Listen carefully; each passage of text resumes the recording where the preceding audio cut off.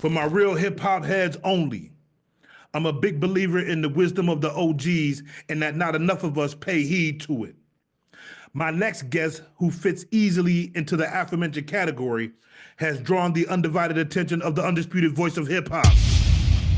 This brilliant street linguist has divided his time on the mic between education on the one hand and leaning into advice on how best not to get slapped on the other. His long-standing magnificence has been the inspiration for quite a few of your favorites emerging out of the wilderness of the Great North. Ask Asen Eastwood, he know. This man has absorbed the lessons and in the truest homage to the traditions of melanated people, passes these lessons down to the next generation day by day by day. Ask Killah Priest, he know. However, the flaws we are cursed with may multiply. Thank God that he has given us the gift of poetry and wisdom that is my next illustriously proficient wordsmith. From the hip-hop proving grounds of Toronto, Canada, and representing Supreme Jeans Records, the conscience of the North, the forebearer, the standard bearer, the light bringer, and the hammer dropper. Ladies and gentlemen, for the first time on the Mike Power Show and live as fuck, the singularly situated and abundantly gifted Lord Fury is in the building. I need you to do the intro of my album. Yo, that shit was fire. Yo, that shit is fire. Done. Yo, holy shit. You ain't said nothing but a word. It would be my honor. It would be my honor. And it's my honor to have you on, Lord Fury, straight out of Toronto, Canada. Long time coming. Let me ask you a question real quick, because I know you got to run. Before we got on, you said to me, Rock Marciano called you up. Yeah. And Rock Marciano said he in town to do a show and he needs you to be there. Yeah. Listen, I just did an intro, but I could have just said that could have been the intro. Rock Marciano touched down and said, I need you. What we talk? Man, what we talk about? Listen, how long you been doing this? It's 88. I was messing around with it in 88 and got serious in 2008. I shouldn't say that. I was serious with it in the early 90s, 92, 93, 94, but I never saw no money from it. We cut some vinyl. I was a part of a group called the Lions of Judah, and we cut vinyl. There's a song called Weed in My Brain and Spiritual Warfare on a 12-inch flip side, and that shit was fire. Back then, we were ahead of our time, and I stopped it. I was like, "Yo, move back to the streets, man, because I'm not seeing no money for this shit, and I got people that are starving out there, so I gotta help them. I can't be, you know what I'm saying? Because there was no money in the music industry in Canada at that time. There is now, though. And do you listen to other MCs for inspiration? Or have you in the past? My inspiration in the past would have been KRS-One, Big Daddy Kane, Grand Puba, what's the name? King T. Oh shit, West Coast. Yeah, he's from the East Coast originally. Yeah. Yeah, Tragedy Gaddafi. Yes, bro. You naming some of the greats, you know, as obviously people listen to you, that you did absorb the lessons. And now, as I said in the intro, you giving those lessons. I can hear it when I listen to the music. Given your vast knowledge, are you content to remain outside the mainstream label type of situation? Yeah. I can't go mainstream, man. I'm against what they believe in and what they do. So they'd never play my music. Even on the radio in Toronto, they never played you? They played the underground radio, the Hot 9, Flow 93.5. They can't play my stuff. I'm talking too much craziness. Like I'll call a spade a spade. Yeah. If you're going into a man's back gutter, right? I'm going to talk about it and say bad things about it. But these guys enjoy to be in the crease of a man's back gutter and they applaud that. So I'm against that. So there's no way we can coincide. I'm against what they believe in. Yeah. You know, if you're for bleaching of the skin and fake hair, fake ass, fake tits, I'm against that. So I speak against those things. So me and them can't get along. We're gonna be constantly at war. So I can never be on their platform. They gotta ban someone like me. They you know what I'm saying? They can't have a man like me talking freely because I'll say anything I want to say at any given time.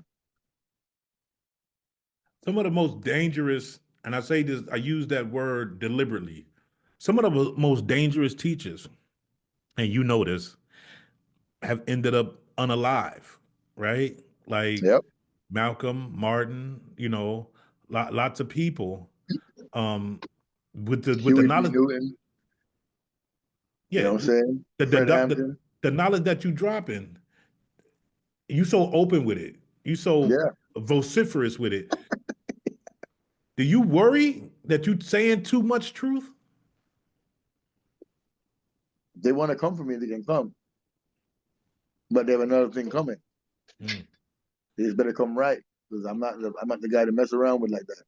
I'm 6'3.5", 285 of twisted steel and sex appeal. I will put my hands on them.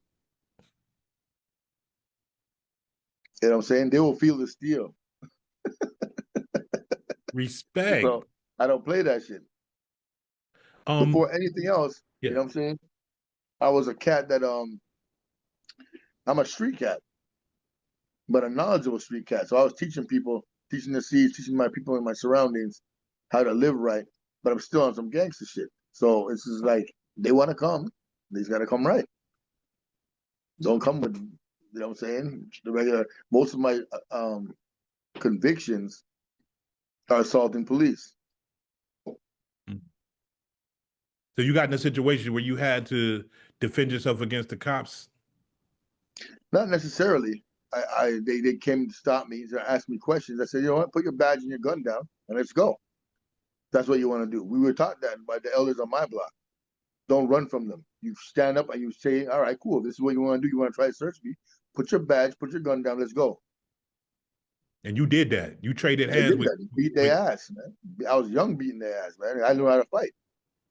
You know what I'm saying? So back then, you got to know how to fight in my block. So you fighting the cop, beating the shit out of cops, and then they arrest you after you beat them up. Oh, they get back up and then they beat your ass.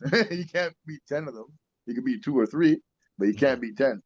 They whoop your ass and they send you in. They charge you for assault. So, but most of my, like I said, most of my convictions are assaulting police. You ever have to do time behind that, or did they like throw the Of course. charges up? You did? No, you do time for that shit. You don't not get time. You get time for that. Yeah, because out here, sometimes you'll get charged with assault on a police officer. Once they get in the court, a lot of times they'll realize it wasn't what they said. Well, not all the time, but a lot of times, you know, they'll have to throw the charges out, because usually when the cop beat the shit out of us out here, we all bumped and bruised, fat lip and all that. Then when the facts come out, they're like, okay, we got to throw this out because dude about to file a lawsuit. You ever had to sue the cops? I had a chance to, but I said I'm not doing it because I can't. You can't sue the police and be bad. You can't do it. You can't.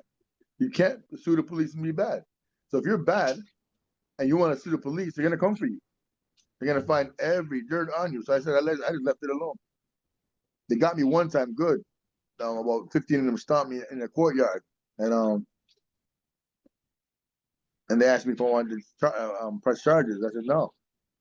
So you let me out now. Drop these. Let me out. Discharge my thing with conditions, and you never hear from me again concerning the issue. You know. But the reason why I got convicted of certain ones because I broke up one. They had physical damage done to them. Right. So like I said, in my time we didn't run from them. We stand up and beat each other. I just gotta say, A man is just a man at the end of the day. yeah, yeah. Right. So if you're confident in yourself to put your hands on people, then you know if you can put your hands on your cousin and your friend down the street, right? Why not put your hands on the people that want to look up your asshole and Facts. strip you naked, tell you cough? Put your hands on them. Listen, Well, it makes sense, right? I gotta say, and a lot of people that's watching this probably gonna be like, this dude is jock riding, and that's for them to figure out. Because what somebody else think about me is none of my business. But in this short time we didn't have this interview, my admiration for you is done nothing but grown. Like this is the guy I'm talking to now is the guy here on the records. This is the guy I wanted to talk to. And quite clearly, by us engaging in this conversation, I can see as clearly as anybody else that's watching this can see that when what you spit on them records, that's you in real life. Yeah. It's not enough of that. 100%. It's There's not no enough of lying. that in the rap game. A lot of cats ain't what they say on the I record. know. I know. I see them. I bring them here for concerts. I see what they're about, and I ask them questions. I'm like, oh, you're one of those guys. I put it as I'm not gonna say no names because I don't want to insult them like that. Maybe if they violate me, I might start spitting some shit on them. But I mean, it is what it is. I'm saying 95% of the rappers that you hear rapping crap are even from the '90s in the golden era, from '88 to '94, '95. They're not what they say they are, man. If I was in New York,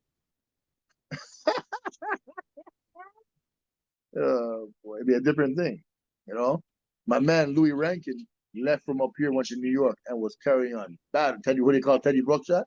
From Shatas. Yeah. All right. So when he's from Canada originally, he's from Jamaica, but he came to Canada. He left Canada after he did I can say it now because he's dead. He robbed a man out here and got like $250,000.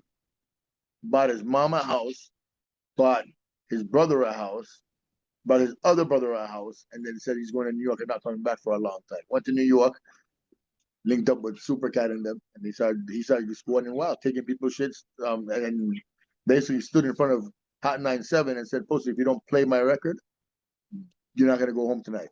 So every day that typewriter song was playing on the record. He took the same Jamaican mentality and Toronto mentality. That was what Shower Posse stuff was going on out here, and he went out to New York with that, and that's how he won his, what you know what I'm saying, got his fame. Wow. So it's the same kind of mentality, right? If I was in New York, if I left with him, I'd be in the same shit. Given how many police officers you done beat up there, are you allowed to cross the border? Nah, that's why you haven't seen me over there. I worked on a party, but they're kind of they don't. So is there ever going to be a chance for you to get it? Can you ever, or is that just for life?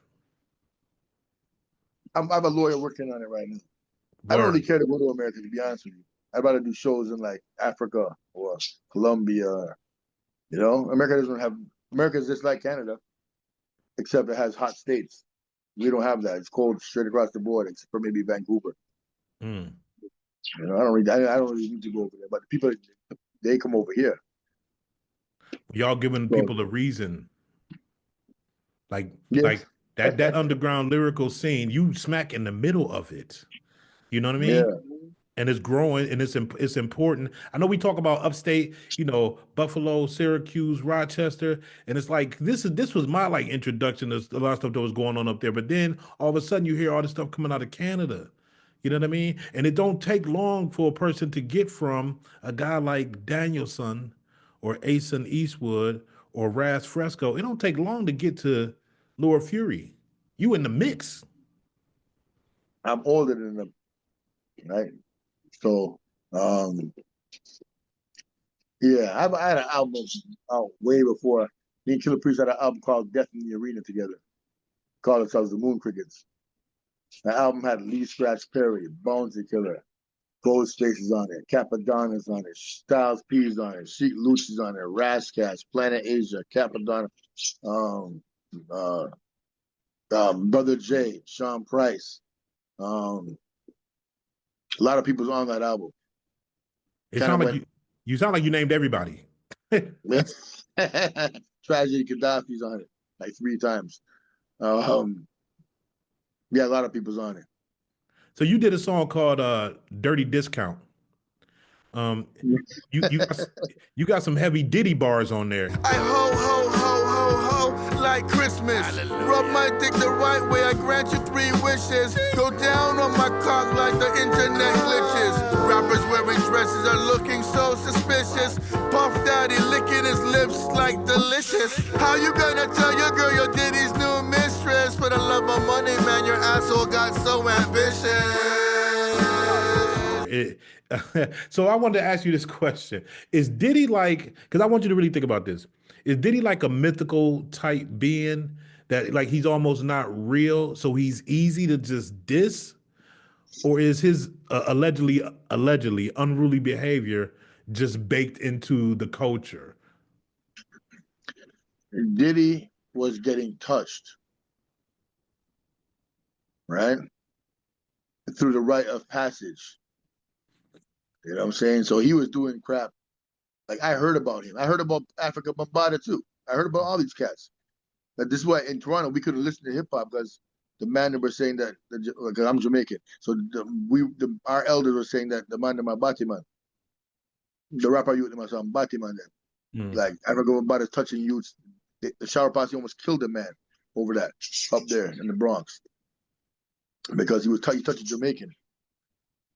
When he was sleeping, a homeless Jamaican kid that was like got kicked out of his house, and he was related to some people that you don't want to play around with, so they wanted to go kill him. Spade had to beg it out, and he started run some money, and it'll be good. Run the money. Are you saying that Shower Posse was going to get at Bambaataa? Yeah, because he's a batty man. He's a rapist too, pedophile rapist. That's odd because now I think, and I could be wrong, you see a lot of, I don't know the facts of the case. I hear everything. I don't know the facts. But a guy like, I got a friend, Tamal, he got the show called Carrying the Culture. And he really be at KRS-One's neck because KRS-One seems to be defending Bambaataa. How you feel about that? I kind of watched what it was. I think KRS-One might have been saying things out of saying things. KRS can't condone. Like he can't say that if. But he did say it though. He did say that. Who cares? He said he did say. I saw him say, "Who cares?" He said that Noah. He tried to compare it to Noah was a drunk. This man, according to Bible prophecy and blah blah blah, this man was a drunk, and this guy's doing that. But I mean, rap niggas are funny, man. That's just what it is. I know this for a fact because I'm saying you're letting Bambaataa run around and do this to you, and and not one of them shot the man in his face. He's doing that to people, and not one person, not one of them gangsters, not one. Diddy's over there taking people's money, robbing them, and taking your masters, and not one of you niggas shot him. And he's putting trans people in your video, have him lying down in the bed with you and shit. Have LL Cool J, have a man bitch dancing in the background of LL Cool J's verse in that Great Flavor in Your remix. Like, normal man would look at it and say it's a woman, but it's not a woman, it's a man, I gotta look at that video again. Look at Biggie, and who the fuck is this? Paging me at one of this. It's the same, it's a guy named Chris that dressed like a woman. He looks like a woman, but it's a man. I didn't know that. Yeah, it's a man, bro. And like Biggie's lying down on the bed with it. I'm like, yo, this is crazy. I'm like, yo. So y'all letting the man do that to you, and not one man, none of you gangster niggas shot him, and he's taking your money and all that stuff. Like, oh man. So I know how the thing is. So when you wrote the Diddy bars, he just said, "Fuck it, it's on. I'm gonna say what it is." He can do what he wants to do. He's lucky. That guy's lucky I wasn't in New York. I would have went for his. I would have took his shit. Yo, so you got an album called 400 Years Was a Choice. Whose choice? So, what'd you say? Was 400 Years was whose choice? Right. So is artwork on there. Is that Kanye's neck that you snapping on there? Yeah. Because the title refers to Kanye saying slavery sound like a choice to me or something like that. That's what he said. Yeah, that's why I did it. What do you think happened to this guy? You know what happened to him. He got touched. They drug you. First of all, he wanted to be down with what Diddy was doing. That's the problem at first. So any man, this is what we call the savage behavior of your lower nature. When you think with the wrong head. So these guys want to have all these movie star young girls and have them in the room and stuff and get them drinks and get them drugs in their drinks and have them stupid so they can do nasty sexual deviant activities to them. And then they think it's okay. Right? But it's not okay. It's judgment, because when you're doing something like that, someone's going to try to do it to you sooner or later. So Kanye got touched for sure. Look at him. Look at him. Look how he looks. Look how he looked before, and then look how he looks after. So it's one thing to make an observation and to see what's going on. It's a whole nother thing to decide that my artwork is going to be me snapping this guy's neck. What made you take it that far? I'm a violent guy.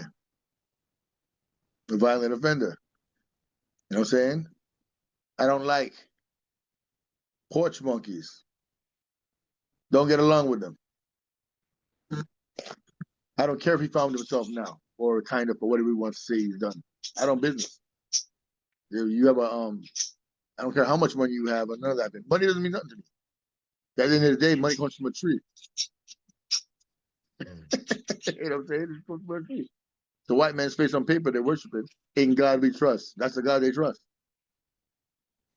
The greenback with a pyramid on it. Yeah. Knowing fully well why they did it. Yeah. On the intro, you said taking the best of rap and dance hall and making it conscious. You said there's more fools than it is wise people. Have we lost a lot of black people forever up here? Yeah, and we're done. The only way to reverse it is to exterminate them.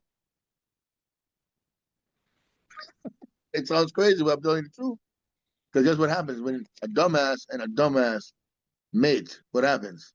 Get another dumbass. I'm gonna edit this part out because I got to be a straight down the middle journalist. But I just said that to somebody last week, and they said to me, "Oh, you can't be like that, Powers." I was like, "Yo, some of you just got to eliminate some of these cats because they bringing it down. Like they doing." I think for me, I thought it started. A lot of it.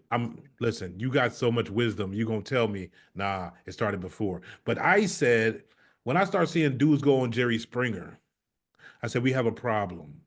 Because it's a dude that's willing to fly to Chicago from wherever so that his chick can tell him some bullshit on TV. And he was willing to go do that. Like, even after they had that format going for years and years and years, dudes would still get on that fight and go do that, knowing that they was about to get in bed, all for a free hotel room and a couple of meals.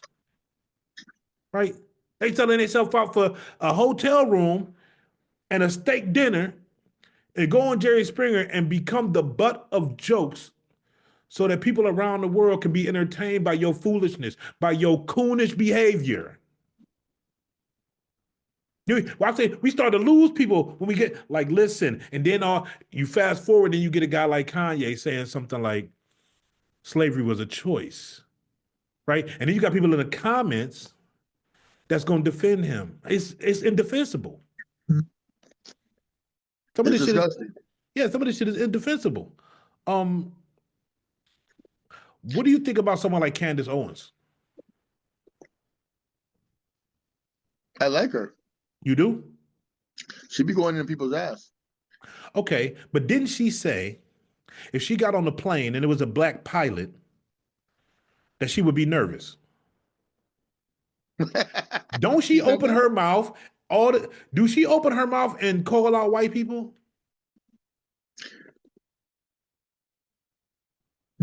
When she go viral, she talking bad about black people. But that's the easiest thing to do, isn't it? So listen, we Candace made it bad Owens, for ourselves now, didn't we? She was a girl who was racially discriminated against at her high school. This is her story, right? And then nothing happened good for her after that. I think she filed a lawsuit or something like that. They was calling her all kind of names, right? Soon after that, she gets on the other side of the fence and start talking down on black people. See, it's a thing. It's a grift culture where if you can't get money being on the left, then you gonna skip over to the right and you gonna be whatever that Sam Jackson's character was in Django. The white man's pit bull dog. You're gonna say the things that they want to say, but they get called racist for saying. So now you say it, and then they circulate your shit, and they go, "Look, Candace said it." Yeah. Right? Yeah. So that's why I asked you that, because you such a conscious individual. You so pro-black. You so for your people.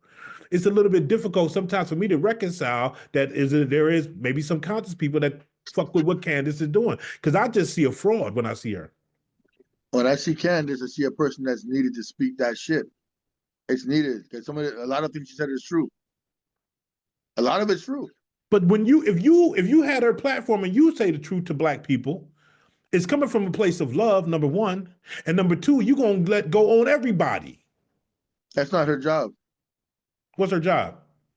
To disrespect and discredit and open the eyes of black people to see their folly in ways. But isn't she doing it on behalf of white supremacy? There's no such thing as a white supremacy. A white man is not supreme to a black man. But is there an idea that there's ideas of it, right? But it's an ideology. It's an ideology. Yeah, but it's not the truth, though. It's not. Let me ask you a question. Is Black Power an ideology? Black Power was a movement, and it's an ideology too, right? Yeah. The idea that there's a certain strength, there's a certain uniqueness, there's a certain resilience to us. When Stokely Carmichael said Black Power, he said it to make black people move towards the black dollar, to move towards the black resilience, black revolutionary status, what he was basically saying. Economic empowerment? Everything. He wanted us to unite from like how Garvey was doing it internationally. Right? So there's no if you're a black man, you speak French and you speak Spanish and you speak English, we're all the same. We have one common enemy. It's a colonizer on our back. Right? So it's an ideology, but it was meant to be a movement inside the Dr. King movement, because him and King were friends. So when I spoke to him, he told me that, I was like, okay. The difference between Black Power and what people call white supremacy is that Black Power is to get back the strength that we lost, the pride that we lost, that we don't have no more. We don't love ourselves. We want fake everything, fake hair, fake lashes, fake nails, fake everything fake. Bleach our skin to make it look white. We do anything in our power to look like the enemy, right? Black Power was to get back the hearts, the balls, the testosterone, the estrogen of our people. It's an ideology, but it's more of a movement. You want to move the masses towards that way of living. So when a person like Candace Owens says, I get on an airplane, and she said slavery was a choice too, I believe, right? She said, if I get on a plane and I see a black pilot, I get nervous. What is she doing? When you get on a plane, you see a black pilot, do you get nervous? No. So I've taken Ethiopian Airlines and Air Jamaica, so I'm not nervous with those things. So when she's gonna be nervous because her husband's white, so she's getting dominated by a white man every night. She got impregnated, conquered. When a woman lies down with a man, they have been conquered by the man. Isn't she telling the world, if you get on a plane and you see a black pilot, that shit shouldn't be trusted? Ain't that what she's saying? Ain't she saying ain't a black person on the planet qualified enough for you to trust your life in their hands? Ain't that what she's saying? Yes, and she's also saying that she's scared of her own people. That's why, again, she married a white man, right? An English white man from England who talks like this. Would you like some tea? How are you doing tonight, darling? Good morning, So Governor. she went all the way white. She only speak English, but she went to a white man that speaks real English. And listen, and I know I know you got. I'm not gonna have you having Brock Mar. I got questions, and I ain't gonna have you having Brock Marciano with. And me and you, we gonna discuss this. I'm so trying to get there so we can have face-to-face discussion, but I don't want to get on your bad side. You can't get on my bad side. I got cool. love for you. I got love for Yeah, you. you can't get on my bad side. I know you. You be around too many motherfucking wrestlers. First of all, yeah. First of all, you already fighting the streets. You already beat up cops, and you got all the wrestlers as your homies. Yeah. I saw you with Bret Hart. Yes, my man. How did you start getting hooked up with all these wrestlers? I'm a wrestling guy. So when it comes to like I've been watching wrestling since I was little. So as I got older, I said I'm gonna make myself go in that lane and take over that lane. So I'm doing interviews. I'm starting my own wrestling company called Supreme Championship Wrestling. What I'm Yeah, talking about. and I'm gonna take it over. Like I'm gonna dominate in the shit because I'm gonna make hip hop. You see what West Side's doing out there? Oh, West Side Gun, fourth rope. Yeah. All right. So I almost feel like you got wind of my shit. But anyways, I'm gonna I'm doing the same thing over here. But it's not like after what he's doing. I know the wrestlers. He knows the wrestlers too because he's over there in America. He has a different advantage than me. But because he's down there, I can't cross the border. But I'm gonna have my thing over here. I'm gonna bring him over here too. Oh, you gonna bring fourth rope over there? Yeah. Have you met with Gunn before? Not yet. Okay. Y'all have never talked, DM, none of that? No. I did a concert with Conway a couple times, but I mean, we have an album with Benny the Butcher. But I mean, hold on, wait a minute. You got an album with Benny the Butcher? Did I miss this? The Buffalo Raptors. You got a lot of workout though. Like you got more workout than people actually like. Because let me tell you something. On my live show, which they be banning me all across the world now for playing this music. I guess I got to push some buttons and get with some of y'all artists and have y'all clear this shit. But what was it? Is it Yardy's Jerk is one of the ones we played? I used to par with gods and I used to par with devils. Supreme Jeans overlords on 3 levels. 1, 2, 3 like Jamaican girl medals. Glenn that will mix with a 6 and street rebels. Stop the bass out of your voice, now talk treble. I wham bam, thank you man when I slam pebbles. High speed chase, pedal to the metal. I'm harder than Lucifer's piss in a kettle. yeah. What a fucking song. Listen, the live chat go crazy when that thing come on. I love playing it for them because a lot of them hadn't heard that shit. Hey, who is this? Nigga, that's Lord Fury. Oh my God. Listen, you got to see one of the videos that I played you on there, it got banned like last week. Excuse me.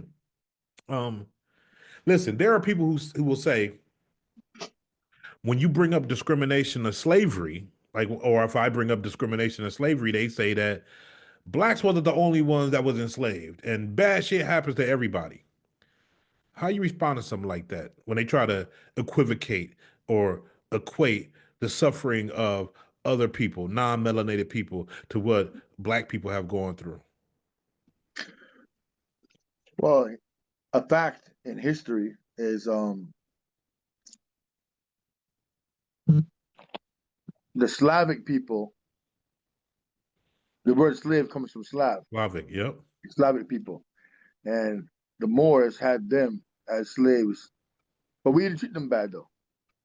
They were just embarrassed of being under us and the women lusting after us and wanting to have babies for us. And that's what's going on right now in Europe, you know. They're looking at their men, they're like, they don't want their men, they want, like I'm saying, tall, dark-skinned brothers from Africa that smell like coconut. That's what they want right now. That's what's going on, you know. So They could say it's just like, but they can't say it's not the same thing because we never changed their culture. We never we taught them how to talk better. We added on to their culture. When some of our people, I shouldn't say we, but some of our brothers and sisters that were brought through the chattel of that Atlantic slave trade, when they got brought, they weren't allowed to speak their own language, and they were treated like subhumans.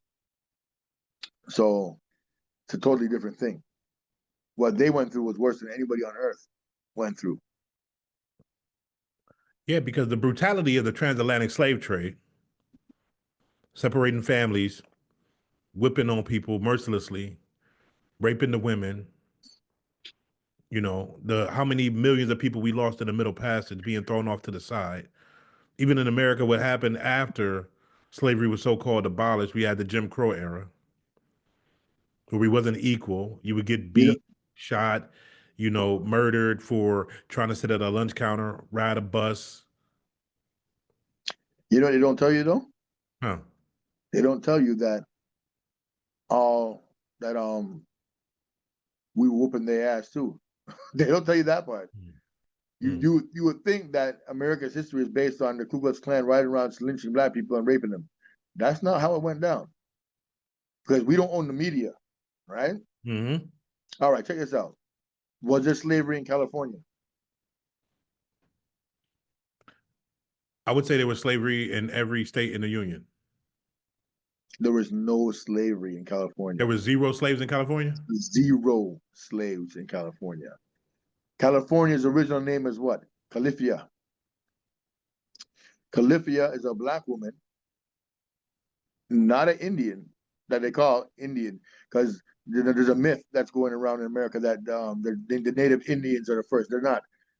The indigo, the native of this land, of America, the land that you're on, is indigo, which is like Old Dirty Bastards people, the Shinnecock, the Blackfoot, the Cherokee, the Maashia. Those are the original Indians of the land. They're black people with like curly hair. Califia, which is what California is named after, owned all of California way down to Mexico. That was her land. She was the queen of that land. There was no slavery there. Slavery was basically stopped in the states, like the southern states. And it was not as big as people think it was. And it wasn't Africans from Africa doing it, because it wouldn't make no sense. I'll explain to what I'm saying to you. If Africans in Africa are not using cotton to make their clothes, why the hell would you go all the way to Africa to bring black people all the way to America, knowing that you're going to lose some of the livestock, right? And they don't know nothing about cotton. It would make more sense to use the people of this land in America to pick the cotton.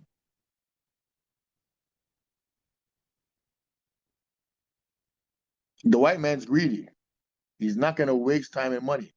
And it's not just the white man. It's because there's different kind of white people. They're not all the same. They're different tribes. A Caucasian is different than an Aryan. The Aryans and Caucasians hate each other. That's why Hitler's trying to kill the Jews. See, and I purposely leaving this in, not editing out the part where I got asked a question and it was wrong, because some people, I talk a lot of shit. People gonna be like, oh, he think he knows shit. He don't know shit. Listen, that's the whole point. The point is, I'm willing to learn. Oh, I know a lot of shit, but I'm willing to listen and learn. That's the whole point about this shit. Like, I'm listening to a man that's got knowledge. So go ahead and feed me, pause. You feel me? Like, yeah, nourish me with the knowledge, right? There's no shame in that. There's no shame in not knowing and then learning. No shame in that. No shame in it at all, brother. But now, listen, the drip, because I got to jump around on this interview. Listen, you got the Dapper Dan style shit. Like, bro, you got your own tailor. You're not gonna say his name. Kazim Saeed Mohammed. He lives in Turkey. He has the biggest cow farm and the little animal that has the bushy tail, the fur. What's it called? I can't remember the name of the animal. Is it? It ain't an alpaca, is it? I don't It's know. an alpaca. Okay. It's a little furry-tailed animal that they use that for fur. So he has a big. So he supplies Tiffany Co. their cow leather, and he also supplies Bathing Apes and MCM leather for their bags. You Yeah. got the So you got the authentic shit. I was in jail with him. I was in jail with him like in 94, 95, right? Thinking that he was getting beat up in the washroom. So I told the man to stop beating him. I said, I know him, my friend. I lied. I don't know the man but I'm like, you're beating up a little Indian looking guy. I mean, come on, man. The hell. They call him my cell, man. I put him in my cell. And he started talking about all this stuff. He's rich back home and all this other crap.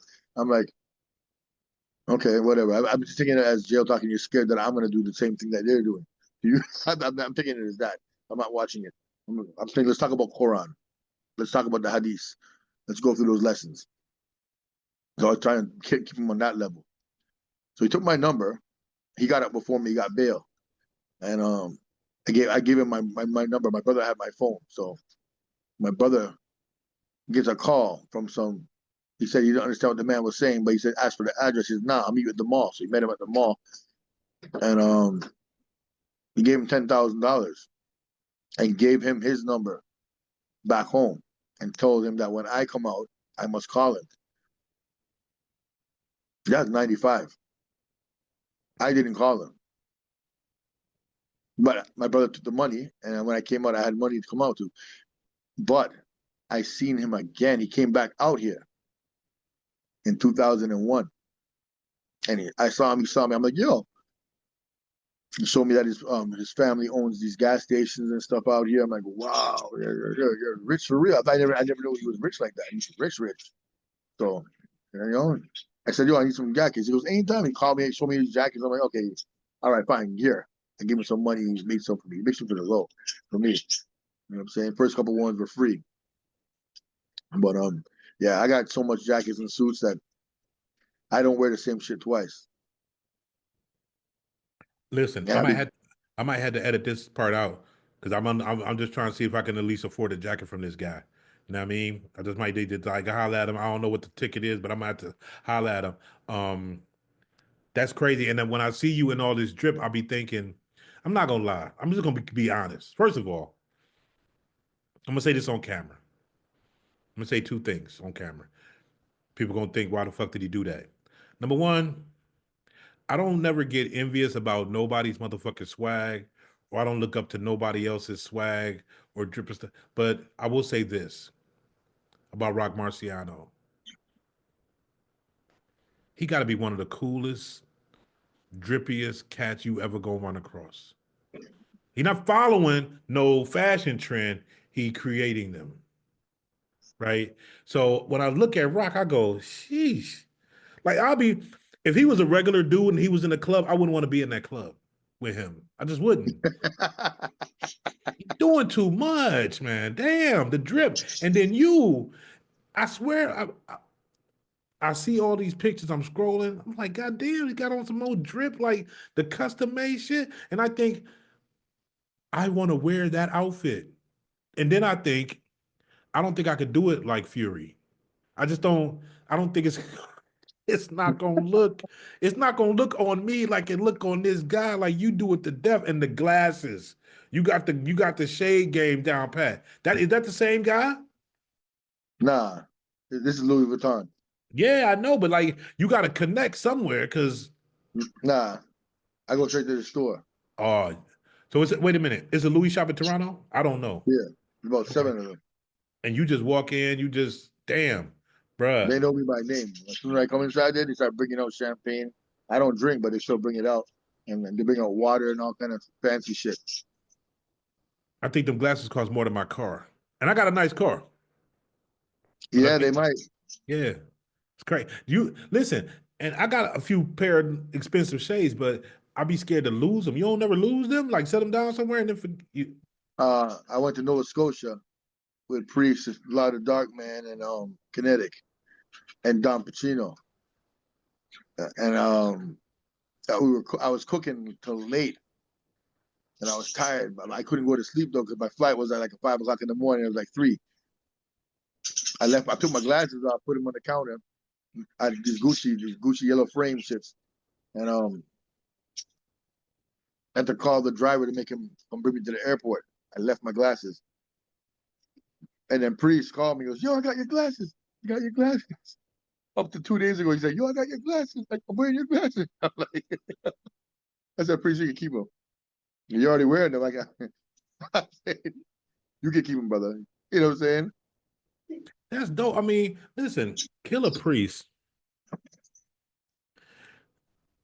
The guy's royalty, right? Just Wu-Tang is royalty. It's American royalty.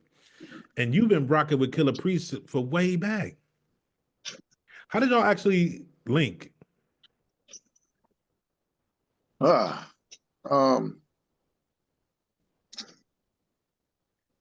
Ghostface, Jake Luch, Killah Priest came down here for a show. And I said I need to do some songs with Priest. So I went to the show, went to the backstage part, and I said, "Yo, I need your number. Let's do some songs." And I told Sheik the same thing. I told Ghost the same thing. And I told Tribe the same thing. But Ghost wasn't paying me no mind at the time.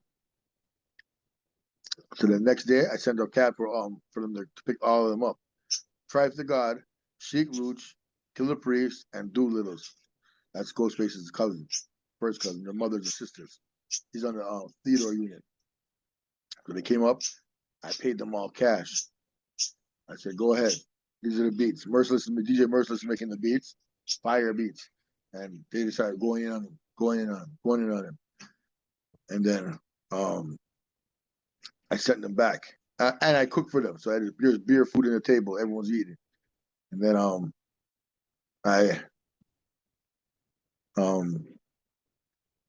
they came back the next day. And then Priest looked at me and said, "Yo, don't worry about the money. Let's just do this shit."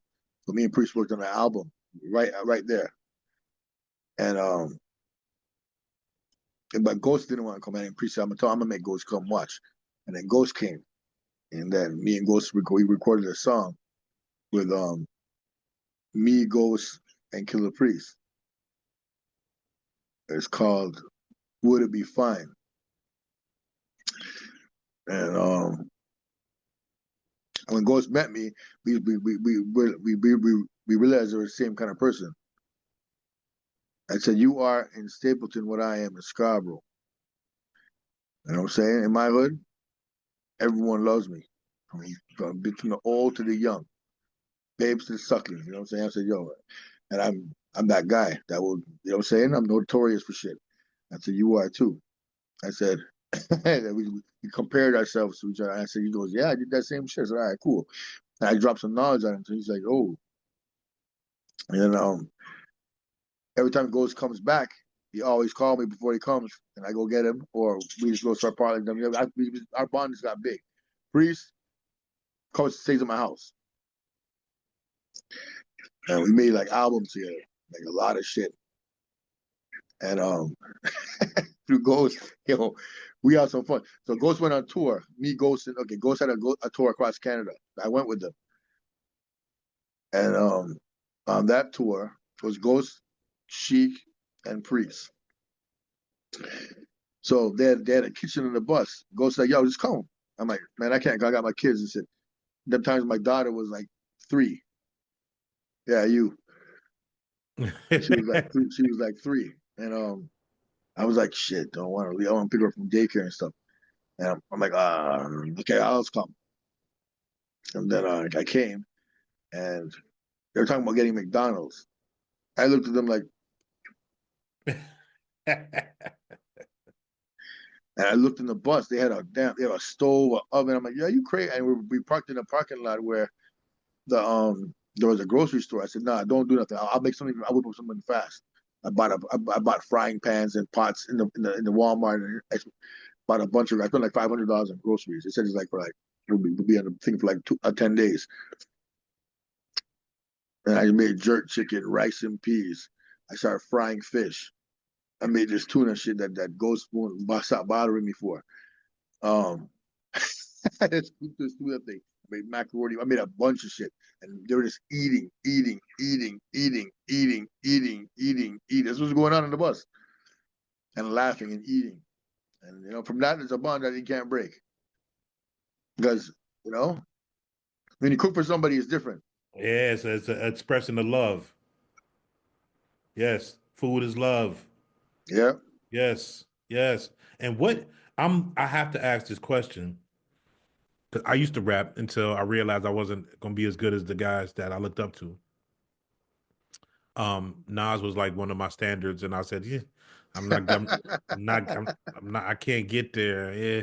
So I started doing other stuff. But what made you so confident in your ability that you felt like you could walk up to a guy like Killah Priest and be like, we got to do a record together?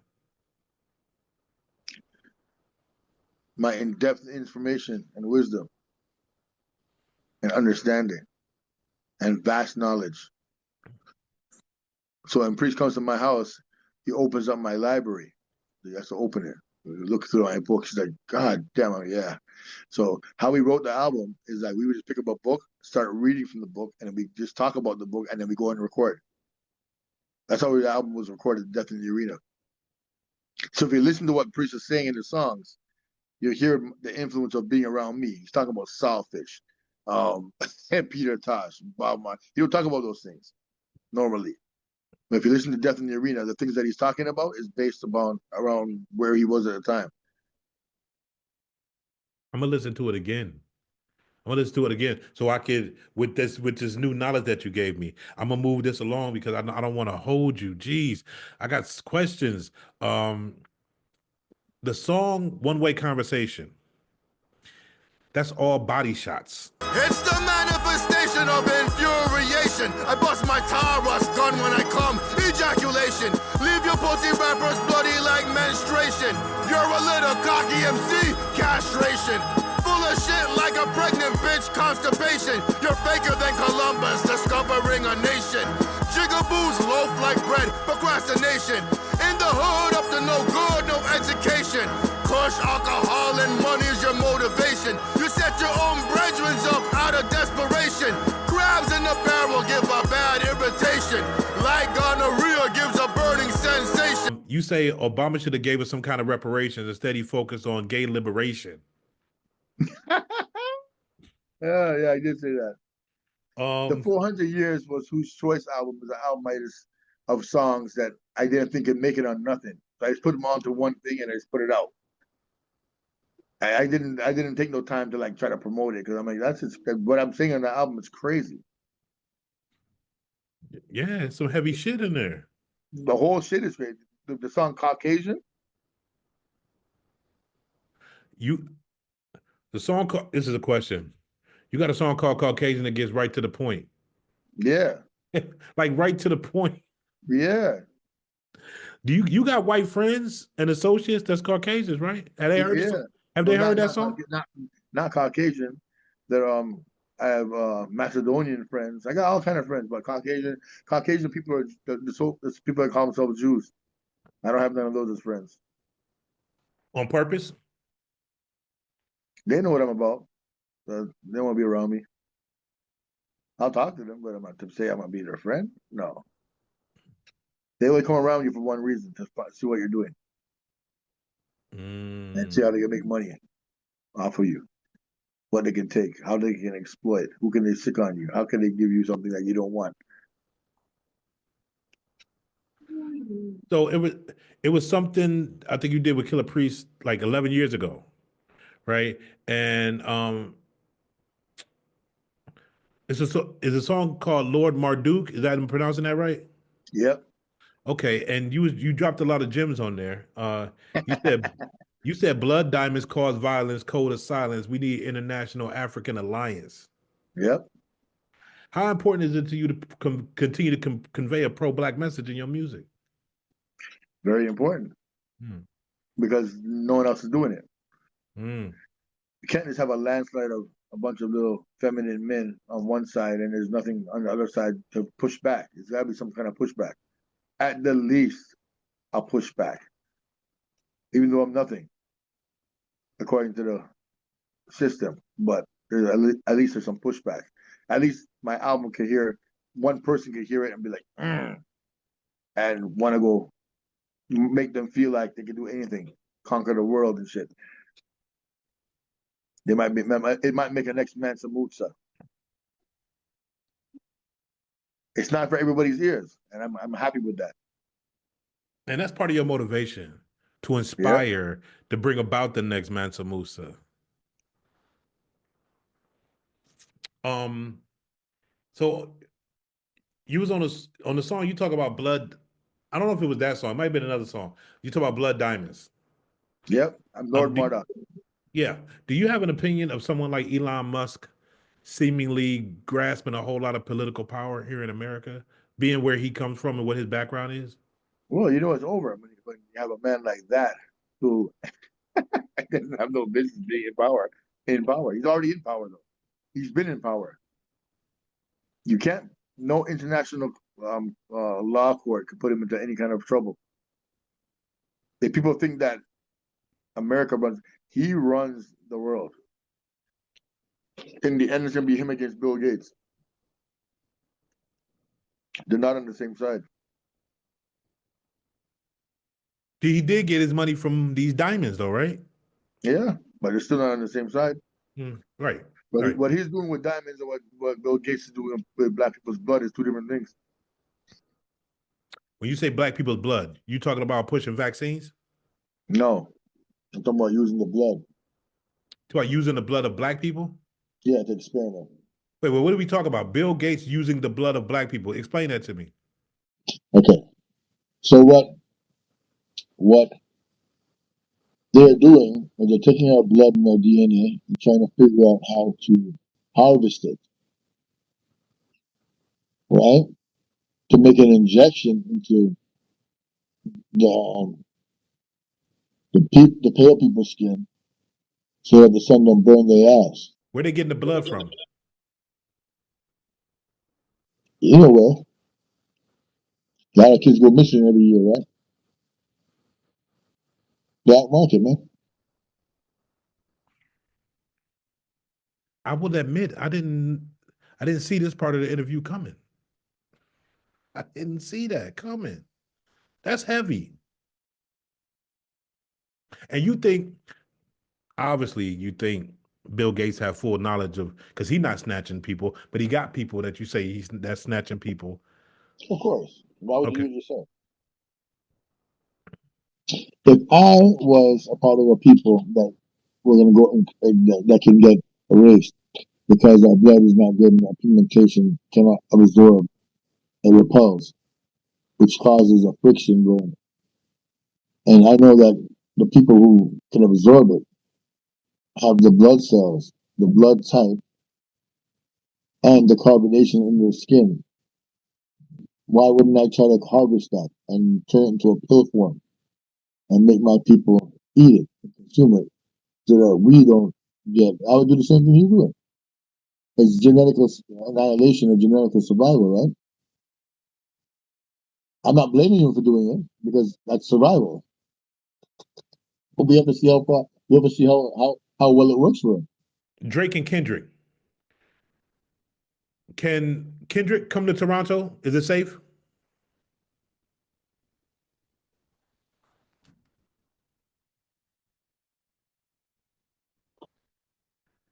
That's coming from you. You saying this. You saying it. Do I care about what those two were doing? Not really. But what I will say is this.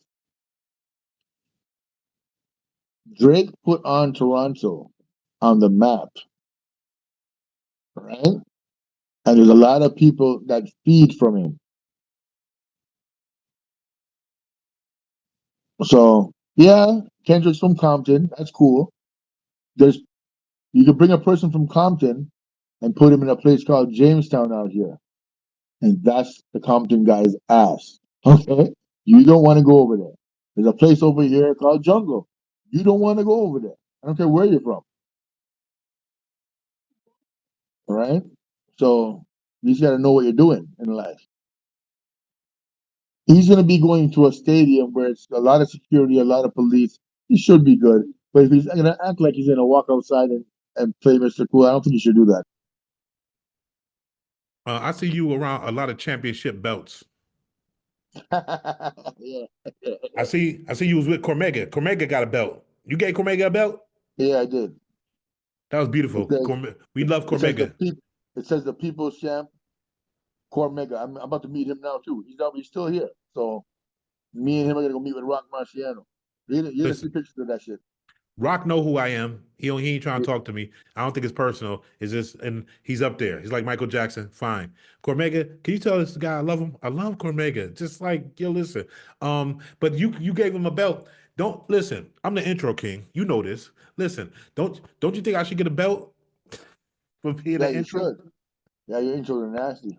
You should get a belt. Thank you. Hopefully, when I come up to Canada one time, maybe we could work something out where I can get. Oh, if I got a belt from Laura Fury, that would be an honor of mine. And then I got one last question. Two questions real quick to let you out of here. MC Shan connected with Snow in the 90s for the song Informer. I was around that time. International hit. What you think about that song, then and now? My man Marvin Prince, he's the one who produced it. And MC Shan, he's the one who made MC Shan and Snow meet. And they ended up both shafting Marvin. And I told Marvin, I said, yo, the only thing that people understand is badness, but you want to go the lawyer way. I was like, okay. Where's Snow? Where's Snow at now? Infama. No, the gentleman Snow man playing them and looking at boom boom down, like boom boom down. No Jamaican talks like that. They can boom boom down. No, we don't talk like that. It's gibberish. But to Snow's credibility, he's gangster. You can't fight that guy. He'll punch you right in the face. You can fight. I know Darren. Snow will beat people's. You talking about Snow will beat people's ass? Yo, he can fight. He can throw his. He's Irish. Okay. He can fight. He can fight like straight. Drop your badge and your gun. He'll punch you in your face and keep punching you in your face and knock you out. He can fight. He can really fight. That might be the biggest revelation of this whole interview. Yeah, most of those rappers you see, they'll knock all of them out. I'll put money on Snow. Yo, that's crazy. All of them. Last question. Have you met Falcon Outlaw in person? Who? Falcon Outlaw. Yeah, he's from out here. Okay, because I was searching and I might have missed it, but have y'all done a record together? I'm in a video with him called Snake something. Uh-huh. Snake Pit, Ason, Falcon Outlaw, Danielson, and I can't remember who else. Maybe Cypress Soze. Oh, listen. I'm in the video, so he came in and got us. So we shot the video in a ghetto ass place that looked like Buffalo called Oshawa. I'm a big Falcon Outlaw fan. He he's been on the show before, and he's real. I heard that about him, and I heard that about you. When I had Asen on here, I think I brought your name up. He might have brought your name. I said, Lord Fury. And then he said, no. You got to talk to Lord Fury. He said it in such a way. Like, this guy's not to be played with. You want the real one, go get him. You know what I mean? So it's like what you say about Falcon, Asen said about you. I think people need to stop playing with Toronto. First of all, y'all coming. Pause. Crazy. Bars. Authenticity. Right? Y'all have as much to do with bringing back the essence of real lyrical hip hop as anybody in America. I know y'all been fighting for y'all respect for a long time. I think when I spoke to either Asen or Falcon, we talked about, and it could have been Daniel, we talked about Maestro Fresh West. Toronto goes back. Yeah. Further than that, KRS-One signed a girl named Mishimi. Mishimi's before Maestro. I know about her too. So Missy Me, KRS-One, and KRS-One got to stop from a guy out here named Rumble. There's a group called Rumble and Strong. Jamaican cat and a white guy. The white guy was a producer, Jamaican cat who used to rap. But see how KRS-One does. He got that shit from Rumble. Rumble was doing that shit. When KRS-One battled Rumble in Toronto, KRS-One almost lost. And then he started using what Rumble was doing on him back at him, and KRS-One could freestyle on top of that. That's what made him win. But the first three, no, Rumble was killing him, and that happened in the Bronx too, because he brought the show back to the Bronx, and they clashed in the Bronx. It's '85 we're talking about here. So you saying dee-dee-dee-da-dee-dee-dee-dee-da-dee-day, that come All that shit. The bridge is over. The bridge is over. Rumble was doing, the clash is over. The clash is over. Bye-bye. Discover New York. Discover New York. Oh, discover New York. Discover New York. The bridge is over. See what I'm saying? Man, this is a lesson, man. Cause like it wasn't for me to, when I was a young, teenager, it wasn't for me to figure out where the fuck that came from. It just came on the radio and we was like, oh my God. We never tried to figure that out. Nobody I know tried to figure that out. You just decoded that shit for me. Like, because now when you think about, like, where did KRS-One get that from? Like, where did he get that? And you just broke it all down for me. That's incredible.